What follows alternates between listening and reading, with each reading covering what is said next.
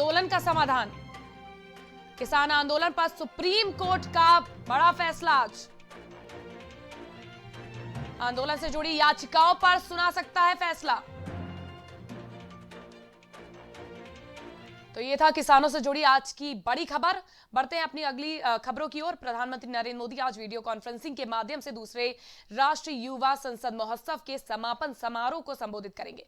बता दें कि 12 जनवरी यानी कि आज स्वामी विवेकानंद जी की जयंती है, जिसे राष्ट्रीय युवा दिवस के रूप में मनाया जाता है। इस वर्ष राष्ट्रीय युवा महोत्सव के साथ साथ NYPF का भी आयोजन किया जा रहा है। इस महोत्सव के 3 राष्ट्रीय विजेता भी अपने विचार रखेंगे। इस अवसर पर लोकसभा अध्यक्ष ओम बिरला, केंद्रीय शिक्षा मंत्री रमेश पोखरियाल निशंक और केंद्रीय युवा मामले एवं खेल मंत्री किरण रिजिजू भी उपस्थित रहेंगे।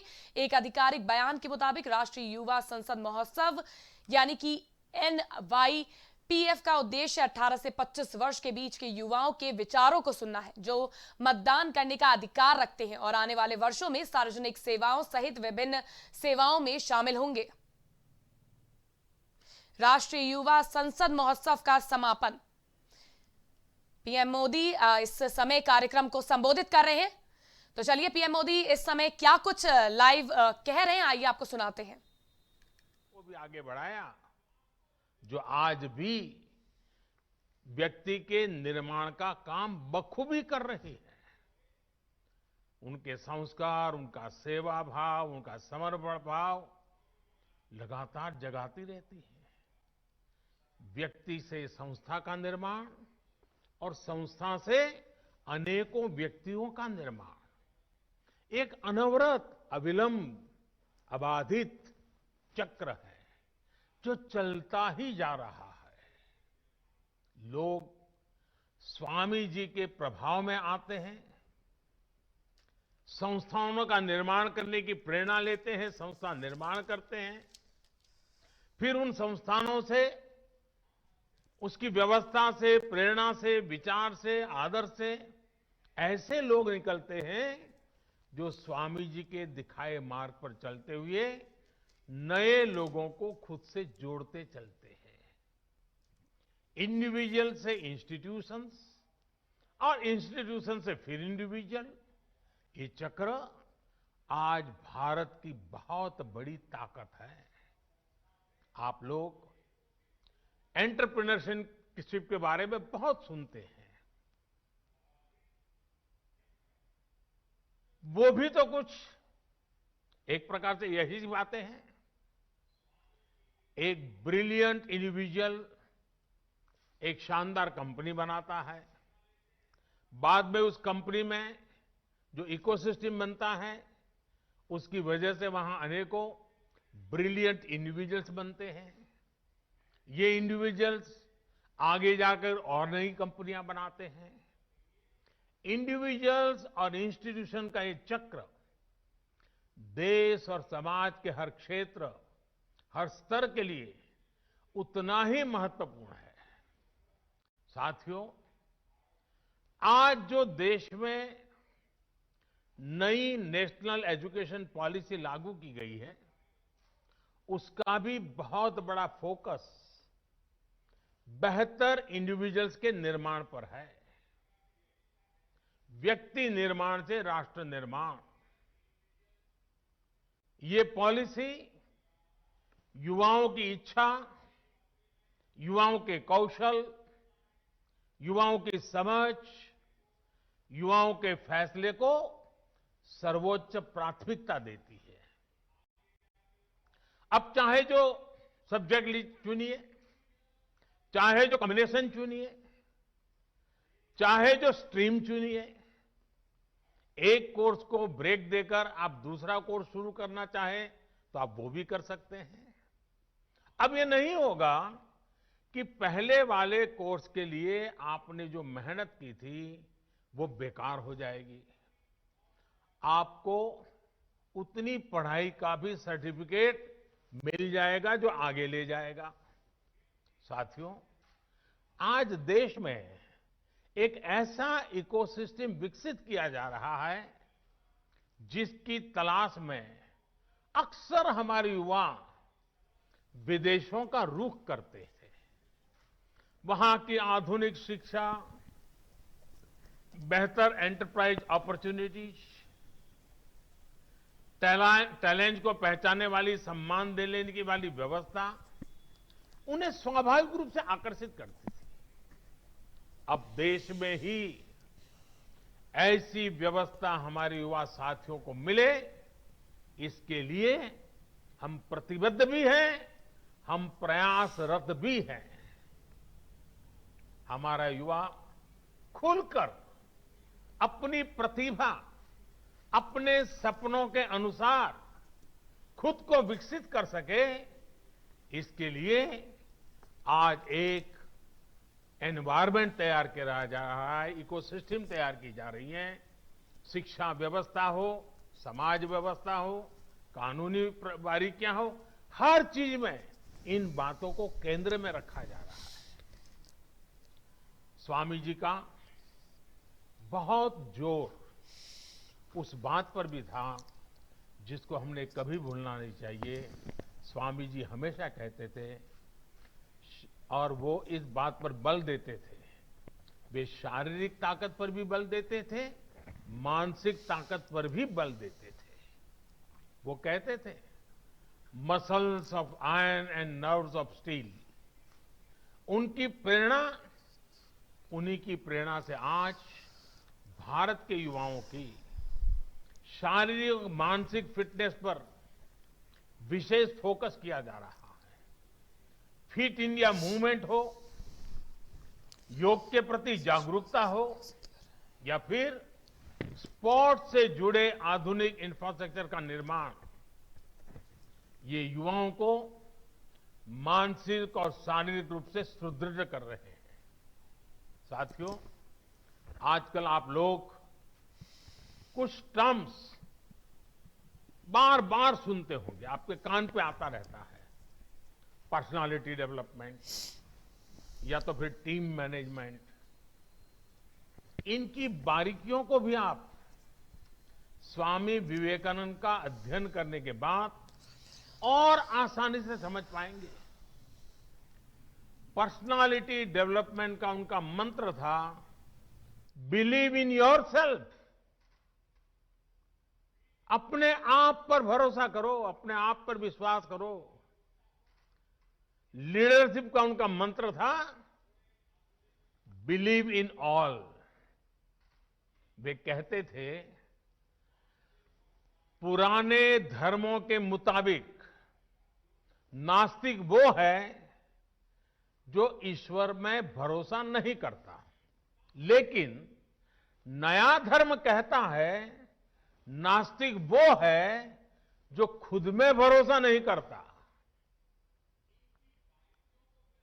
और जब नेतृत्व की बात आती थी तो वो खुद से भी पहले अपनी टीम पर भरोसा जताते थे। मैंने कहीं पढ़ा था, वो किस्सा मैं आपको भी सुनाना चाहता हूं। एक बार स्वामी जी अपने साथी स्वामी शारदानंद जी के साथ लंदन में एक पब्लिक लेक्चर के लिए गए थे। सब तैयारी हो चुकी थी, सुनने वाले इकट्ठे हो गए थे, और स्वाभाविक है हर कोई स्वामी विवेकानंद जी को सुनने के लिए आकर्षित होकर के आया था। लेकिन जैसे ही बोलने का नंबर आया तो स्वामी जी ने कहा कि आज भाषण मैं नहीं बल्कि मेरे सहयोगी शारदानंद जी देंगे। शारदानंद जी ने भी सोचा नहीं था कि अचानक उनके जिम्मे काम आ जाएगा। वो इसके लिए तैयार भी नहीं थे। लेकिन जब शारदानंद जी ने भाषण देना शुरू किया तो हर कोई चकित हो गया, उनसे प्रभावित हो गया। और ये होती है लीडरशिप और अपनी टीम के लोगों पर भरोसा करने की ताकत।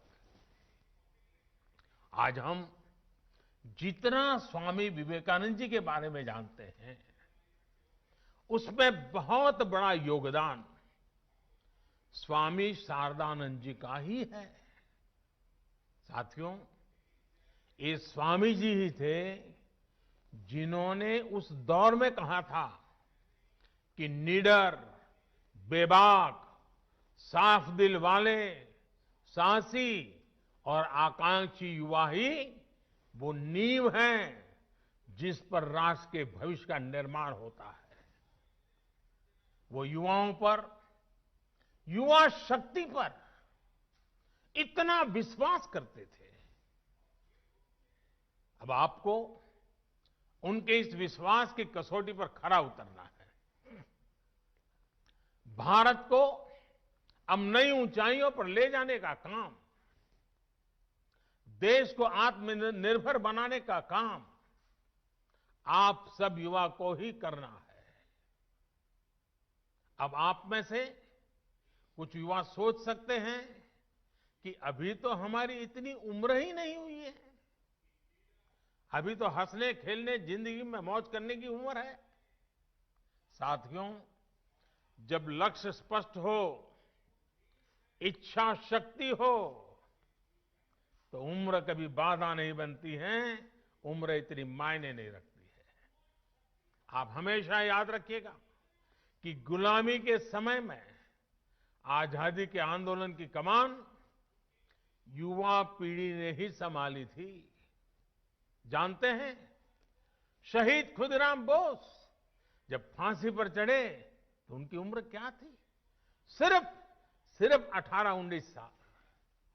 भगत सिंह को फांसी लगी तो उनकी उम्र कितनी थी? सिर्फ 24 साल। भगवान बिरसा मुंडा जब शहीद हुए तो उनकी आयु कितनी थी? बमुश्किल 25 साल। उस पीढ़ी ने ये ठान लिया था कि देश की आजादी के लिए ही जीना है, देश की आजादी के लिए मरना है। लॉयर्स, डॉक्टर, प्रोफेसर्स, बैंकर्स, अलग अलग प्रोफेशन से यंग जनरेशन के लोग निकले और सबने मिलकर के हमें आजादी दिलाई। साथियों, हम उस कालखंड में पैदा हुए हैं, क्योंकि मैं भी आजाद हिंदुस्तान में जन्मा हूं। मैंने गुलामी देखी नहीं है, और मेरे सामने आप जो बैठे हैं, आप भी सब आजादी में पैदा हुए हैं। हमें देश की स्वतंत्रता के लिए मरने का मौका नहीं मिला, लेकिन हमें आजाद भारत को आगे बढ़ाने के लिए मौका जरूर मिला है। ये मौका हमें गंवाना नहीं है। साथियों, आजादी के 75 साल लेकर आजादी से 100 साल होने तक, ये आने वाले 25-26 साल बहुत ही महत्वपूर्ण है। 2047 जब आजादी के 100 साल होंगे, ये 25-26 साल की यात्रा बहुत महत्वपूर्ण है। साथियों, आप भी सोचिए, आप आज जिस उम्र में हैं, अब से जो समय शुरू हो रहा है अपना, वो आपके जीवन का स्वर्णिम काल है, उत्तम काल है। और वही कालखंड भारत को भी आजादी के 100 साल की तरफ ले जा रहा है। मतलब आपके विकास की ऊंचाइयां, आजादी के 100 साल की सिद्धियां, दोनों कदम से कदम मिलाकर के चल रही है। मतलब आपकी जिंदगी के आने वाले 25-26 साल, देश के आने वाले 25-26 साल के बीच बहुत बड़ा तालमेल है, बहुत बड़ी अहमियत है। अपने जीवन में इन वर्षों में सर्वोच्च प्राथमिकता देश को दीजिए, देश की सेवा को दीजिए। विवेकानंद जी कहते थे कि ये सदी भारत की है। इस सदी को, भारत की सदी, हमारी युवा पीढ़ी को ही बनाना है। आप जो भी करिए, जो भी फैसला लीजिए, उसमें जरूर सोचिए कि इससे देश का क्या हित होगा। साथियों, स्वामी विवेकानंद जी कहते थे कि हमारे युवा हमारे युवाओं को आगे आकर राष्ट्र का भाग्य विधाता बनना चाहिए। इसलिए ये आपकी जिम्मेदारी है कि भारत के भविष्य का नेतृत्व करें।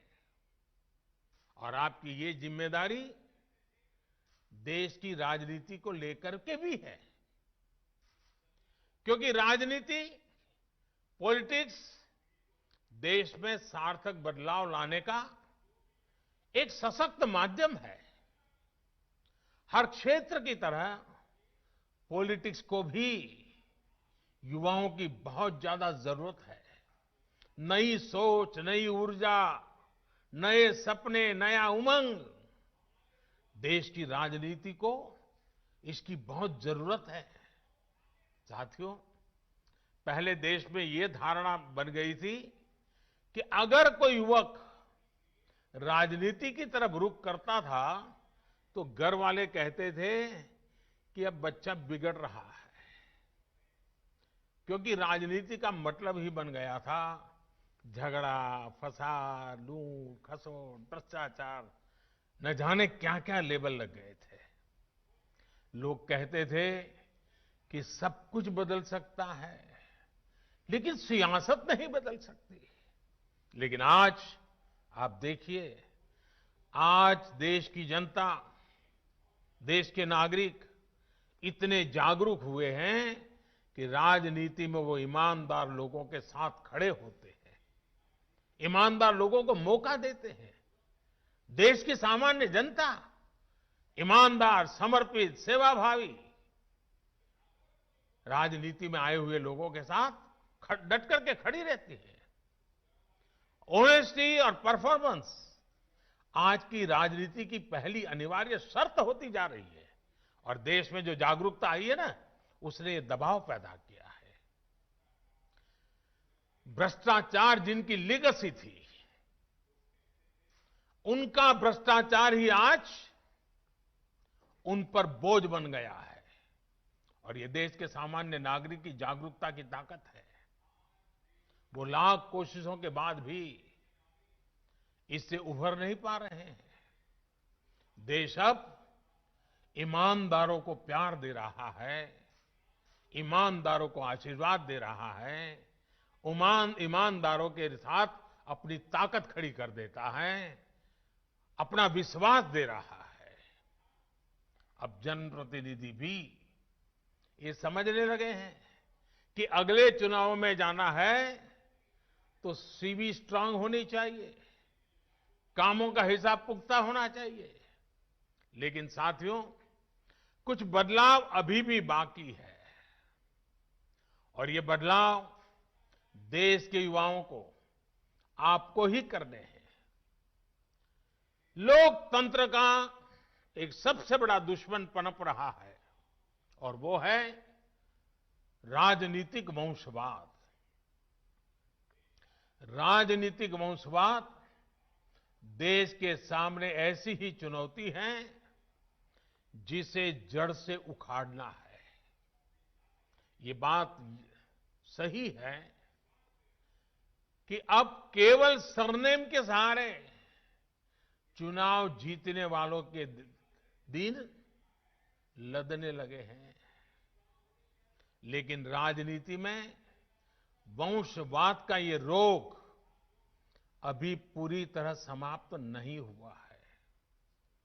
अभी भी ऐसे लोग हैं जिनका विचार, जिनका आचार, जिनका लक्ष्य सब कुछ अपने परिवार की राजनीति और राजनीति में अपने परिवार को बचाने का ही है।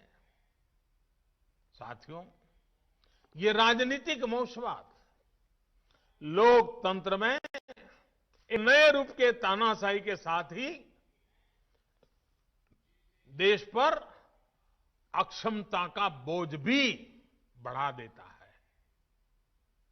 राजनीतिक वंशवाद नेशन फर्स्ट के बजाय सिर्फ मैं और मेरा परिवार, इसी भावना को मजबूत करता है। ये भारत में राजनीतिक और सामाजिक करप्शन का भी एक बहुत बड़ा कारण है। वंशवाद की जगह से आगे बढ़े लोगों को लगता है कि अगर उनकी पहले की पीढ़ियों के करप्शन का हिसाब नहीं हुआ तो उनका भी कोई कुछ नहीं बिगाड़ सकता। वो तो अपने घर में ही इस प्रकार के विकृत उदाहरण भी देखते हैं। इसलिए ऐसे लोगों का कानून के प्रति न सम्मान होता है, न कानून का उनको डर भी होता है। साथियों, इस स्थिति को बदलने का जिम्मा देश की जागरूकता पर है, देश की युवा पीढ़ी पे है और राष्ट्रयाम जागृयाम व्यायाम इसी मंत्र को लेकर के जीना है। आप राजनीति में ज्यादा से ज्यादा संख्या में आए, बढ़ चढ़ करके हिस्सा लें। लेना पाना बनने के इरादे से नहीं, कुछ कर गुजरने के इरादे से आइए। आप अपनी सोच, अपने विजन को लेकर आगे बढ़े। एक साथ मिलकर के काम करें, जुट करके काम करें, डट करके काम करें। याद रखिएगा, जब तक देश का सामान्य युवा राजनीति में नहीं आएगा, वंशवाद का ये जहर इसी तरह हमारे लोकतंत्र को कमजोर करता रहेगा। इस देश के लोकतंत्र को बचाने के लिए आपका राजनीति में आना जरूरी है। और ये जो लगातार हमारे युवा विभाग के द्वारा मॉक संसद के कार्यक्रम चलाए जा रहे हैं, देश के विषयों पर युवा मित्र मिलकर के चर्चा करें, देश के युवाओं को भारत के सेंट्रल हॉल तक लाया जाए, इसके पीछे मकसद भी यही है कि देश की नई युवा पीढ़ी को हम तैयार करें ताकि वो हमारे साथ आने वाले दिनों में देश का नेतृत्व करने के लिए आगे आए, आगे बढ़े। आपके सामने स्वामी विवेकानंद जैसा महान मार्गदर्शक है। उनकी प्रेरणा से आप जैसे युवा राजनीति में आएंगे तो देश और भी मजबूत होगा। साथियों, स्वामी विवेकानंद जी युवाओं को एक और बहुत महत्वपूर्ण मंत्र देते थे। वो कहते थे, किसी आपदा या परेशानी से भी ज्यादा महत्वपूर्ण है उस आपदा से ली गई सीख। आपने उसमें से क्या सीखा? हमें आपदाओं में संयम की भी जरूरत होती है, साहस की भी जरूरत होती है। आपदा हमें ये सोचने का भी अवसर देती है कि जो बिगड़ा है हम वही दोबारा बना लें या नए सिरे से एक नए निर्माण की नींव रखें। कई बार हम एक संकट, किसी आपदा के बाद कुछ नया सोचते हैं तो फिर देखते हैं कि उस नई सोच ने कैसे पूरा भविष्य बदल दिया। आपने भी अपने जीवन में महसूस किया होगा।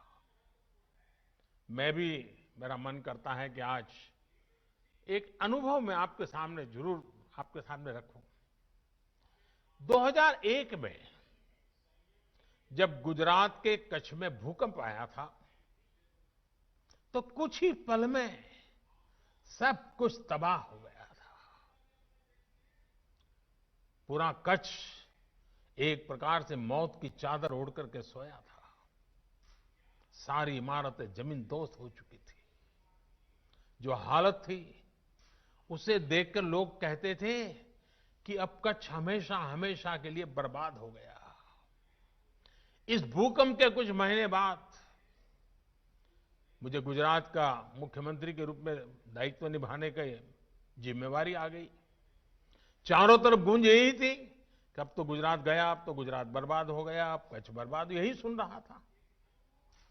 हमने एक नई अप्रोच के साथ काम किया, एक नई रणनीति के साथ आगे बढ़े। हमने सिर्फ इमारतें ही फिर से नहीं बनाई, बल्कि ये प्रण लिया कि कच्छ को विकास की नई ऊंचाई पर पहुंचाएंगे। तब वहां न उतनी सड़कें थी, न बिजली व्यवस्था ठीक थी, न ही पानी आसानी से नहीं मिलता था। हमने हर व्यवस्था सुधारी। हम सैकड़ों किलोमीटर लंबी नहरें बनाकर कच्छ तक पानी लेकर गए, पाइपलाइन से पानी ले गए। कच्छ की हालत ऐसी थी कि वहां टूरिज्म के बारे में कोई सोच भी नहीं सकता था। उल्टा हर साल हजारों लोग कच्छ से पलायन कर जाते थे। अब आज हालत ऐसे हैं कि बरसों पहले कच्छ छोड़कर गए लोग आज वापस लौटने लगे हैं। आज कच्छ में लाखों टूरिस्ट रणोत्सव में आनंद लेने के लिए पहुंचते हैं। यानी आपदा में हमने आगे बढ़ने का अवसर खोजा। साथियों, उस समय भूकंप के दौरान ही एक और बड़ा काम हुआ था, जिसकी उतनी चर्चा नहीं होती है। आजकल कोरोना के समय में आप लोग डिजास्टर मैनेजमेंट एक्ट का जिक्र खूब सुनते होंगे। इस दौरान तमाम सरकारी आदेश इसी एक्ट को आधार बनाकर जारी किए गए। लेकिन इस एक्ट की भी एक कहानी है। कच्छ भूकंप के साथ इसका एक रिश्ता है, और मैं ये भी शायद आपको बताऊंगा तो आपको खुशी होगी। साथियों, पहले हमारे देश में डिजास्टर मैनेजमेंट ये कृषि विभाग का हिस्सा रहता था, उसी का काम समझा जाता था। क्योंकि हमारे यहां डिजास्टर का मतलब होता था बाढ़ या सूखा। ज्यादा पानी गिर गया तो वो डिजास्टर, ज्यादा पानी कम पड़ गया तो वो डिजास्टर। बाढ़ वगैरह आती थी तो खेती का मुआवजा वगैरह देना, यही काम प्रमुखतः डिजास्टर मैनेजमेंट का होता था। लेकिन कच्छ भूकंप से सबक लेते हुए गुजरात ने 2003 में Gujarat state disaster management act बनाया। तब देश में पहली बार ऐसा हुआ जब डिजास्टर मैनेजमेंट को कृषि विभाग से लेकर वहां से बाहर निकाल करके गृह विभाग के अंडर में दे दिया गया।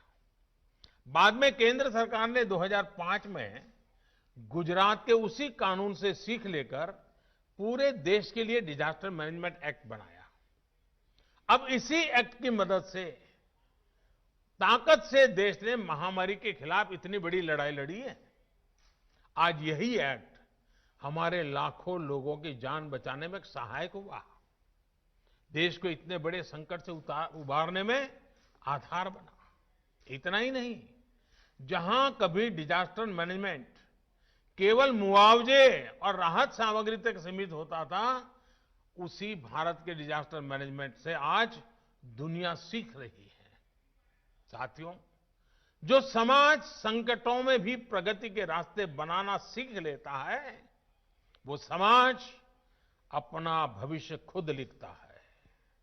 और इसलिए आज भारत और 130 करोड़ भारतवासी अपना भविष्य, और वो भी उत्तम भविष्य, आज देश के नागरिक खुद गढ़ रहे हैं। आपके द्वारा किया गया हर एक प्रयास, हर एक सेवा कार्य, हर एक इनोवेशन और हर एक ईमानदार संकल्प भविष्य की नींव में रखा जा रहा एक मजबूत पत्थर है। आप अपने प्रयासों में सफल हो, इन्हीं शुभकामनाओं के साथ मैं फिर एक बार देश भर में लाखों युवकों ने कोरोना के इस कालखंड में भी कहीं पर रूबरू में, कहीं पर वर्चुअल, इस यूथ मूवमेंट को आगे बढ़ाया। डिपार्टमेंट के लोग भी अभिनंदन के अधिकारी हैं। इसमें हिस्सा लेने वाले नौजवान भी अभिनंदन के अधिकारी हैं। और विजेता होने वालों को अनेक अनेक शुभकामनाएं देने के साथ साथ जिन बातों को उन्होंने बोला है, वो बातें समाज की जड़ों में जाएं, इसके लिए वो सफलतापूर्वक आगे बढ़े, ऐसी मेरी अनेक अनेक शुभकामनाएं हैं। मैं फिर एक बार स्पीकर महोदय का संसद भवन के अंदर इस कार्यक्रम की रचना के लिए आभार व्यक्त करते हुए मेरी वाणी को विराम देता हूं। बहुत बहुत धन्यवाद। तो ये आपने सुना, राष्ट्रीय युवा संसद समारोह में पीएम मोदी युवाओं को संबोधित करते हुए उन्होंने क्या कुछ बोला। पीएम मोदी ने युवाओं का उत्साह अफजाही करते हुए उनके आगे बढ़ने और युवाओं के आगे आकर तमाम क्षेत्रों में आगे प्रगति करने पर बोला। इसी के साथ ही उन्होंने राजनीति से जुड़ी भी तमाम तरह की बातें करी, युवाओं को प्रेरित किया और उन्होंने कहा कि राजनीतिक वंशवाद को जड़ से मिटाना है, लोकतंत्र को कमजोर करता रहेगा। इसी के साथ उन्होंने भारत की डिजास्टर मैनेजमेंट पर भी बात करते हुए उन्होंने दुनिया सीख रही है इसके बारे में कहा। वहीं राष्ट्रीय वंशवाद को जड़ से उखाड़ना, पीएम नरेंद्र मोदी ने कहा कि आज राजनीति में ईमानदार लोगों को भी मौका मिल रहा है। ऑनेस्टी और परफॉर्मेंस आज की राजनीति की पहली अनिवार्य शर्त होती जा रही है। भ्रष्टाचार जितनी लीगेसी थी, उनका भ्रष्टाचार ही आज उन पर बोझ बन गया है। वो लाख कोशिश के बाद भी इससे उभर नहीं पा रहे हैं। नास्तिक वो लोग हैं जो खुद पे भरोसा नहीं करते। पीएम मोदी ने बोला कि स्वामी विवेकानंद जी कहते हैं, पुराने धर्मों के मुताबिक नास्तिक वो है जो ईश्वर में भरोसा नहीं करता, लेकिन नया धर्म कहता है कि नास्तिक वो है जो खुद पर भरोसा नहीं करता। तो ये अभी आप सुन रहे थे पीएम मोदी को राष्ट्रीय युवा संसद समारोह से संबोधित करते हुए। इसी के साथ ही युवा शक्ति पर विश्वास करते थे स्वामी विवेकानंद की आज 198वीं जयंती है। इस मौके पर पीएम मोदी ने देश के युवा को संबोधित किया। साथ ही साथ देश के युवाओं को संबोधित करते हुए उन्होंने ये बोला कि युवा शक्ति पर विश्वास करते थे स्वामी विवेकानंद, जिन्होंने उस दौर में कहा था कि निडर, बेबाक, साफ दिल वाले, साहसी और आकांक्षी युवा ही वो नींव है जिस पर राष्ट्र के भविष्य का निर्माण होता है। राष्ट्रीय युवा संसद फेस्टिवल का संबोधित कर रहे थे पीएम मोदी। इसी के साथ ही स्वामी विवेकानंद का हिंदू धर्म के बारे में क्या कहना था, उस पर भी उन्होंने आज तमाम तरीके की बातें कही।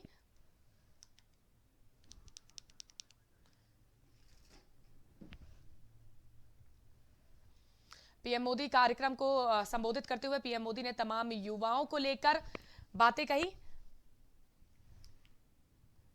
साथ ही साथ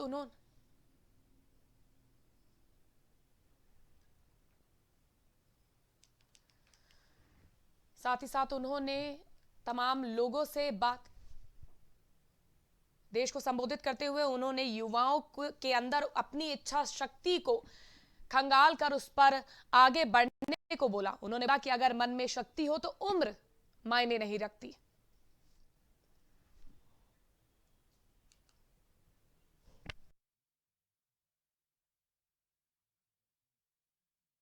पीएम मोदी कार्यक्रम को संबोधित कर रहे थे। राष्ट्रीय युवा संसद समारोह को संबोधित करते हुए उन्होंने साफ तौर पर कहा, जब लक्ष्य स्पष्ट हो तो शक्ति मजबूत हो तो उम्र मायने नहीं रखती। पीएम मोदी ने तमाम युवाओं को संबोधित करते हुए ये तमाम बातें कही। इसी के साथ ही पीएम मोदी ने युवाओं को संबोधित करते हुए कहा कि जिस तरह से देश की आजादी में युवाओं का बड़ा हाथ रहा है, उसी तरह से 75 साल होने के बाद भी देश की आजादी में भी आगे युवाओं को आगे बढ़ना है और देश की और भी आने वाले तमाम आजादी के सालों में अपना योगदान देना है। वहीं इस वक्त दिल्ली के किसान आंदोलन से जुड़ी इस वक्त की बड़ी खबर सामने आ रही है। दिल्ली का किसान आंदोलन से जुड़ी इस वक्त की बड़ी खबर, केंद्र सरकार ने कोर्ट की तरफ किया रुख। 26 जनवरी को प्रस्तावित परेड रोकने की मांग, ऐसी रैली से विश्व में होगा अपमान। दिल्ली किसान आंदोलन से जुड़ी इस वक्त की बड़ी खबर, केंद्र सरकार ने सुप्रीम कोर्ट की तरफ किया रुख। 26 जनवरी को प्रस्तावित परेड रोकने की मांग, ऐसी रैली से विश्व में होगा अपमान। वहीं इस पूरी खबर पर हमारे साथ इस वक्त हमारे संवाददाता शमशाद जुड़ चुके हैं। शमशाद जी, मैं आपसे जानना चाहूंगी क्या कुछ अपडेट है इस खबर पर? जी बिल्कुल, मैं बता दूं आपको, जिस तरीके से लगातार किसान धरना प्रदर्शन कर रहे हैं, कई बार उनकी वार्ता हो चुकी है सरकार से, लेकिन विफल रही और उसको लेकर एक बार वो शक्ति प्रदर्शन कर चुके हैं ट्रैक्टर को लेकर। वहीं अगर किसानों की बात करें तो किसानों का साफ तौर से ये कहना है कि 26 जनवरी गणतंत्र दिवस के दिन लगभग 2000 से ऊपर ट्रैक्टर शामिल लोग उसमें वो परेड करेंगे वहां पर ले जाकर। इसी के लिए जो सरकार है उसने सुप्रीम कोर्ट का दरवाजा खटखटाया और ये बोला है कि अगर ये ऐसा प्रदर्शन करते हैं तो कहीं ना कहीं जो जो देश का ये अपमान भी है, तो उसको लेकर जो सुप्रीम कोर्ट है उसने भी सख्त निर्देश दिए हुए हैं कि नहीं, ऐसा नहीं होना चाहिए, आप लोग मिलकर आपस में कोई बात करिए। तो वहीं सुप्रीम कोर्ट ने सरकार को भी फटकार लगाई है कि इतने दूर से अगर धरना चल रहा है, उसमें बुजुर्ग है, महिलाएं हैं, बच्चे हैं, जो भी है उसको बैठ कर बात कर ली जाए, जो भी बात हुई है उसको निपटाया जाए, बैठ के जो कानून है उसको सही से देखा जाए, उसके लिए नई कमेटी बनाई जाए। सरकार ने सुप्रीम कोर्ट ने सरकार को भी फटकार लगाई है और कहा है कि नई कमेटी बनाकर इसको पूरी तरीके से फिर से इसको देखा जाए कि किसके हित में ये कार्य हो रहा है, किसके हित में ये बनाई जा रही है, किसके हित में ये जो बनाया गया नया कानून ये किस तरीके से चलेगा। और अगर बात करें किसानों की, तो किसानों का साफ तौर से कहना है कि जब तक हमारी मांगे पूरी नहीं हो जाएगी हम यहाँ से धरना प्रदर्शन नहीं खत्म करेंगे। बहुत बहुत शुक्रिया शमशाद जी हमारे साथ जुड़ने के लिए। तो ये थे हमारे साथ हमारे संवाददाता शमशाद। ऐसी रैली से विश्व में होगा अपमान। हमारे अन्नदाता जो हैं वो आंदोलन कर रहे हैं, लेकिन सरकार को विश्व में अपमान की चिंता है और इस चिंता के चलते केंद्र सरकार ने कोर्ट की तरफ रुख कर दिया है।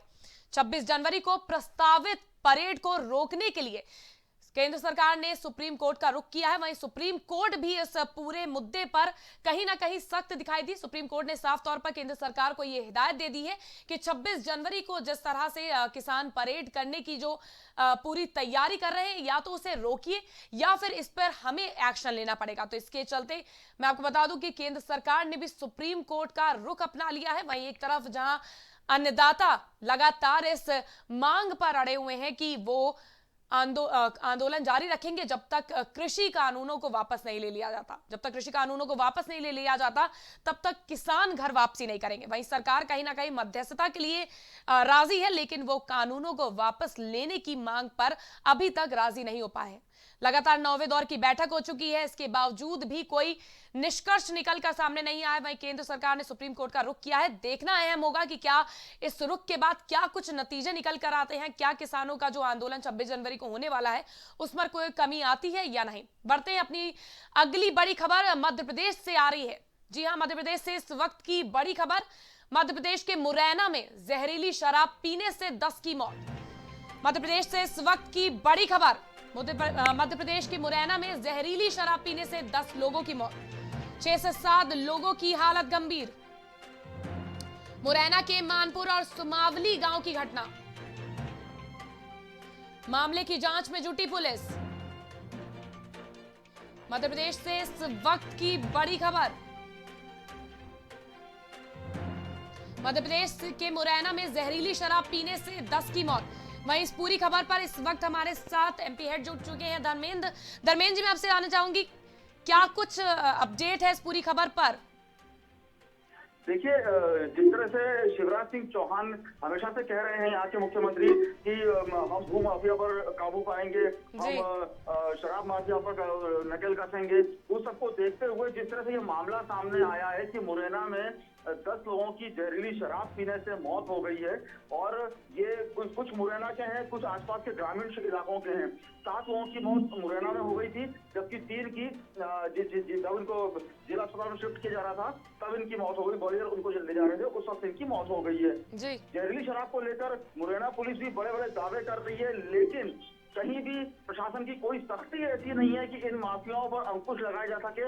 यही एक बड़ा कारण है कि आए दिन जहरीली शराब पीने से ये घटनाएं देखने को मिलती हैं। इससे पहले उज्जैन में भी इसी तरह की घटना हुई थी, जब जहरीली शराब पीने से लोग मारे गए थे। लेकिन बावजूद इसके प्रशासन जागा नहीं है। बस बड़ी बड़ी वादे, बड़ी बड़ी घोषणाएं यहाँ के मुख्यमंत्री करते हैं कि माफियाओं पर काबू पाएंगे, लेकिन उन पर नकेल लगाने में अभी भी प्रशासन कहीं ना कहीं नाकाम हुआ है। जिसके चलते ये फिर एक बड़ा मामला सामने आया, जहाँ जहरीली शराब के पीने से मुरैना में 10 लोगों की मौत हो गई है। जी, शराब को लेकर लगातार जिस तरह के दावे किए जाते हैं उसके बावजूद इस तरह की खबरें आना, क्या सरकारी राजस्व को भरने में इन लोगों की जाने जाएं, लेकिन सरकारी राजस्व भरना चाहिए, इस पे आपका क्या कुछ कहना है?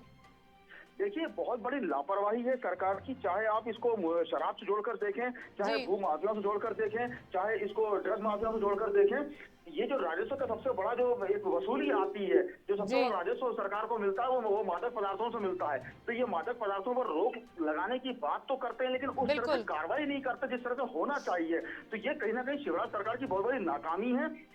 केवल गाल बजाने से कुछ नहीं होता। इन्हें चाहिए कि सख्त कदम उठाएं ताकि आवाम की, जनता की, वो जनता जो आपको जिताकर कुर्सी पर बिठाती है, उम्मीद करती है कि ये होगा वो शख्स जो हमारा विकास करेगा, लेकिन उसे खाली हाथ लौटना पड़ता है वापस और अपनी जान देकर उसकी कीमत चुकाना पड़ती है। तो कहीं ना कहीं सरकार को मजबूती से कदम उठाना होगा और इन माफियाओं के खिलाफ शिकंजा कसना होगा। इस तरह की खबर आने के बाद अधिकारियों का क्या कुछ रुख है इन शराब तस्करों के खिलाफ, क्या कुछ कार्रवाई की जा रही है? देखिए, फिलहाल अधिकारियों ने मौन धारण कर रखा है। केवल एक ही बात कहते नजर आ रहे हैं कि हम जल्द ही कार्रवाई करेंगे, जल्द ही कार्रवाई करेंगे। केवल आश्वासन, दोबारा से फिर से वही आश्वासन मिल रहा है कि जल्द कार्रवाई होगी, और लेकिन कार्रवाई के नाम पर फिलहाल जो जमीनी हकीकत है वो शून्य है। कहीं से कहीं तक ऐसा कोई मंजर देखने को नहीं मिल रहा है कि प्रशासन तेजी में हरकत में आया हो और कोई बड़ा ठोस कदम उन्होंने उठाया हो। फिलहाल मामला शून्य पर ही है और ये प्रशासन की बड़ी लापरवाही फिर सामने आई है। बहुत बहुत शुक्रिया धर्मेंद्र जी हमारे साथ जुड़ने के लिए।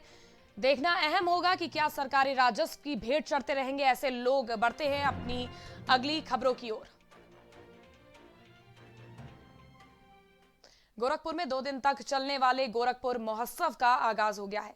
बीती रात तक प्रशासन समेत कई विभागों के अफसर कर्मचारी तैयारियों को अंतिम रूप देने में जुट रहे हैं।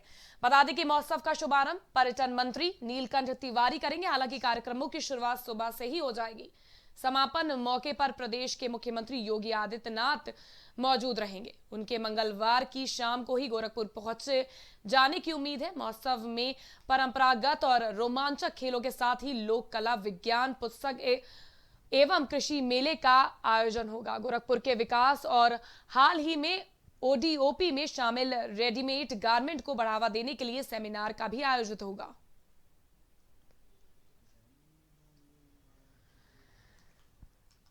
गोरखपुर में महोत्सव का आगाज हो चुका है।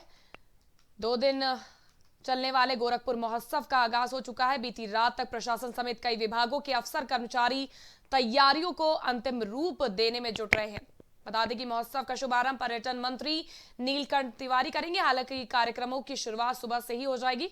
समापन के मौके पर प्रदेश के मुख्यमंत्री योगी आदित्यनाथ मौजूद रहेंगे। उनके मंगलवार की शाम को ही गोरखपुर पहुंचने की उम्मीदें जताई जा रही है। महोत्सव में परंपरागत और रोमांचक खेलों के साथ ही लोक कला, विज्ञान, पुस्तक एवं कृषि मेले का आयोजन होगा।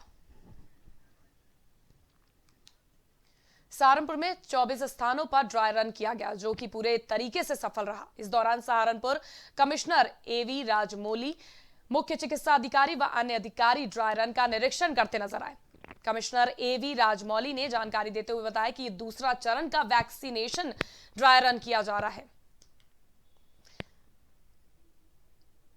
अधिकारियों ने किया ड्राई रन का निरीक्षण। सहारनपुर में 24 स्थानों पर ड्राई रन का सफल परीक्षण किया गया। इस दौरान सहारनपुर कमिश्नर एवी राजमौली, मुख्य चिकित्सा अधिकारी व अन्य अधिकारी ड्राई रन का निरीक्षण करते नजर आए। कोविड का ड्राई रन चल रहा है और सारे व्यवस्था जैसे पेशेंट्स को लाने का, मतलब जनता को लाने का, जिन जिन को वैक्सीन देना है लाने का, बिठाने का, उनका वेरीफाई करने का, वैक्सीन देने का, वैक्सीन देने के बाद ऑब्जर्व कराने का कमरा अलग अलग से बना के रख के एक डमी ड्राई रन चलाया जा रहा है। उसको सीएमओ साहब और एडिशनल डायरेक्टर हेल्थ हमारे आपकी देखरेख में हो रहा है। ये अच्छा व्यवस्था है। बहराइच में 17 जगहों पर कोविड वैक्सीनेशन को लेकर ड्राई रन मॉक ड्रिल आयोजित किया गया। इस दौरान जिलाधिकारी शंभू कुमार ने मेडिकल कॉलेज समेत सभी टीकाकरण सेंटरों का जायजा लिया।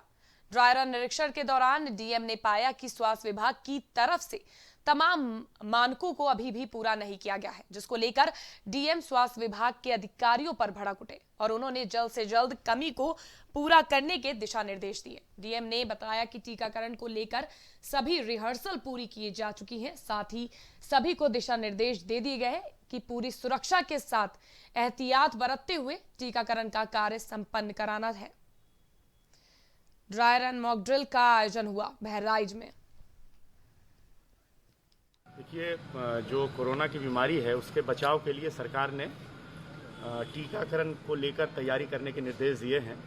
तो आज हम लोगों ने जनपद के 17 जगहों पे जहां पे टीकाकरण सत्र आयोजित किया जाएगा उसके लिए ड्राई रन का रिहर्सल किया है।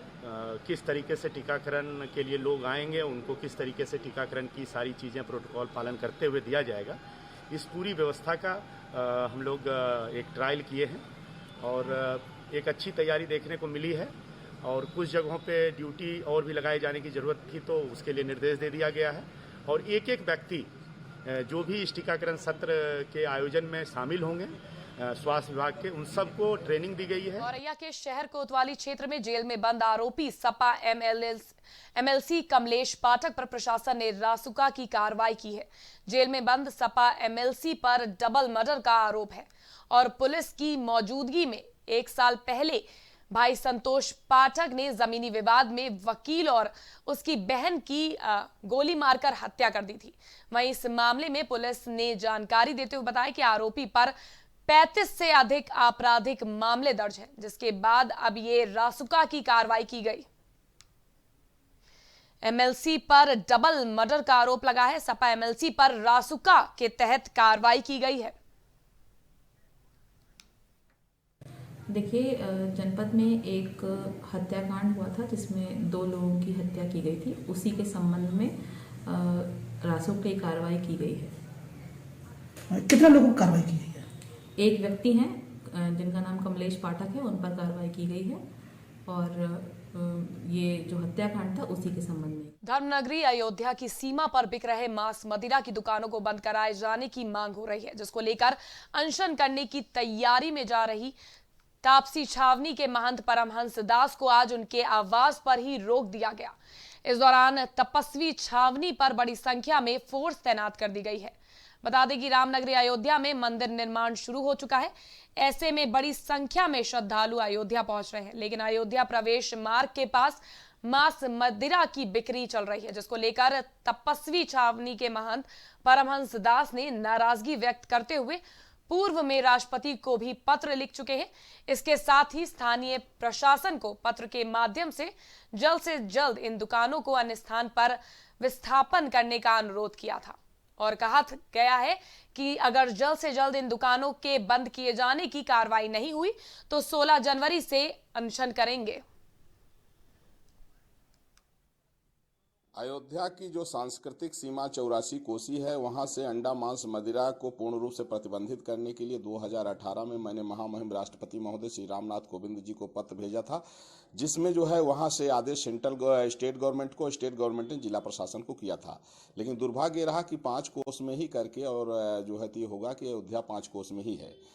फिर एक बार मैंने 6 महीना पूर्व जिलाधिकारी महोदय को ज्ञापन दिया कि पंचकोसी परिक्रमा में भी महोबरा में वहां से सटे हुए अंडा मांस मदिरा की दुकानें धड़ल्ले से चल रही हैं। वहां जो है तो खूब हिंसा हो रही है, बकरा मुर्गा काटे जा रहे हैं। जिलाधिकारी महोदय ने कहा कि महोदय मैं इसको 24 घंटे के अंदर वहां से मैं हटवा देता हूं। तो आज जो है फिर मैंने जिलाधिकारी महोदय को जब देखा तो फिर मैंने फिर उनको ज्ञापन दिया कि 24 घंटे कब पूरा होंगे। 6 महीने हो गया, अभी 24 घंटे नहीं हुआ।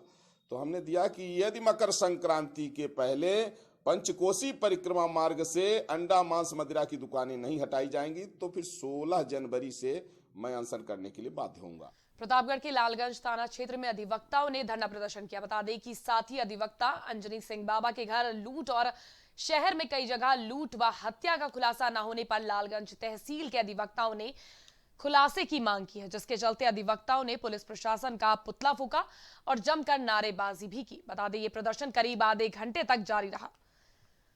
प्रतापगढ़ में अधिवक्ताओं ने प्रदर्शन किया। साथ ही अधिवक्ता अंजनी सिंह बाबा के घर लूट और शहर में कई जगह लूट व हत्या का खुलासा न होने पर लालगंज तहसील के अधिवक्ताओं ने खुलासे की मांग को लेकर यह प्रदर्शन किया। पूरे प्रतापगढ़ जनपद में कानून व्यवस्था भंग हो चुकी है। हमारे अधिवक्ता साथी जनपद प्रतापगढ़ के जो रूरल बार के जिला अध्यक्ष भी हैं, अधिवक्ता हैं अंजनी सिंह बाबा के यहाँ 2 जनवरी को डकैती हुई। आज तक पुलिस केस दर्ज करने के बाद उसका खुलासा नहीं कर सकी, न आरोपी पकड़ गए। नगर कोतवाली में सुरेश सोनी सराफा व्यवसायी के यहाँ 90 लाख की लूट, पट्टी में शमशाद के यहाँ सराफा व्यवसायी को लूट लिया गया, उसके भाई की हत्या कर दी गई। इस समय लग रहा है कि प्रतापगढ़ में कानून व्यवस्था फेलोर है, पूरी तरीके से खत्म हो चुकी है। इससे अधिवक्ताओं में, व्यापारियों में, जनता में आक्रोश है। हमने आज इसी के विरोध प्रदर्शन में मार्च निकाला था तहसील से चौराहे तक। पुलिस प्रशासन का पुतला दहन किया है। और ये वार्न कर रहे हैं कि अगर घटनाओं पर ऐसा नहीं हुआ तो वकील अब सड़क पर ही आंदोलन। कानपुर देहात के डेरापुर थाना क्षेत्र में गांव के ही युवक ने एक युवती की हत्या कर दी। इस घटना से पूरे इलाके में हड़कंप मच गया। स्थानीय लोगों ने घटना की जानकारी पुलिस को दी, जिसके बाद सूचना पाकर थाने की पुलिस फोर्स मौके पर पहुंची और शव को कब्जे में लेकर पोस्टमार्टम के लिए भेज दिया है। पुलिस ने जानकारी देते हुए बताया कि आरोपी युवक को गिरफ्तार कर लिया गया है और मामले की जांच शुरू कर दी है। कानपुर देहात का ये पूरा मामला है, जहां युवक ने एक युवती की हत्या कर दी। इस घटना से पूरे इलाके में हड़कंप मच गया है। स्थानीय लोगों ने घटना की जानकारी पुलिस को दी, जिसके बाद सूचना पर पहुंची पुलिस ने शव को कब्जे में लेकर पोस्टमार्टम के लिए भेज दिया है। डेरापुर क्षेत्र के गांव बलहरा मुंह में आज सुबह एक युवती अपनी बहन के साथ खेत गई थी। वहीं पर उसके पड़ोसी, जो उसके परिवार का ही है, वह भी 23-24 साल का युवक है, उसने उस युवती के गर्दन पे चाकू से प्रहार कर दिया, जिससे उसको अस्पताल ले जाते समय उसकी मृत्यु हो गई। परिजनों की तहरीर पे हत्या का मुकदमा दर्ज कर लिया गया है। अभियुक्त की गिरफ्तारी घटना में प्रयुक्त चाकू के साथ कर लिया गया है और अन्य विधिक कार्य। प्रतापगढ़ के रामपुर विकासखंड क्षेत्र में समाज सेवी पंडित रमाशंकर शुक्ल ने ठंड से बचने के लिए गरीब और असहाय लोगों को कंबल वितरण किए। वहीं कंबल वितरण के बाद लोगों को मिठाई खिलाकर विदा भी किया। बता दें कि कंबल पाकर लोगों के चेहरे पर काफी खुशी देखने को मिली। प्रतापगढ़ में समाज सेवी रमाशंकर शुक्ल ने ठंड से बचने के लिए गरीब और असहाय लोगों के बीच कंबल वितरण का कार्यक्रम किया। क्या हो सकता है, वो सबसे बड़ी बेटर बात ये रही कि कंबल हमेशा बढ़ता रहा और ऐसे बढ़ता रहेगा।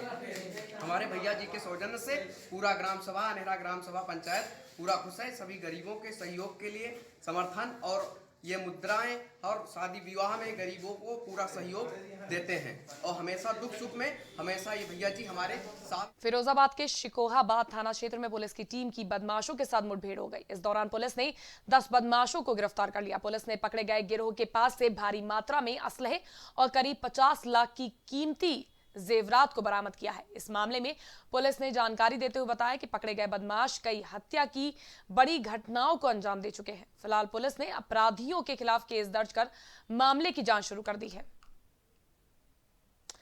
बता दें कि पूरा मामला फिरोजाबाद के शिकोहाबाद थाना क्षेत्र का है, जहां पुलिस की टीम और बदमाशों के बीच मुठभेड़ हो गई। इस दौरान पुलिस ने 10 बदमाशों को गिरफ्तार कर लिया है। पुलिस ने पकड़े गए गिरोह के पास से भारी मात्रा में असलहे और करीब 50 लाख के कीमती जेवरात को भी बरामद किया है।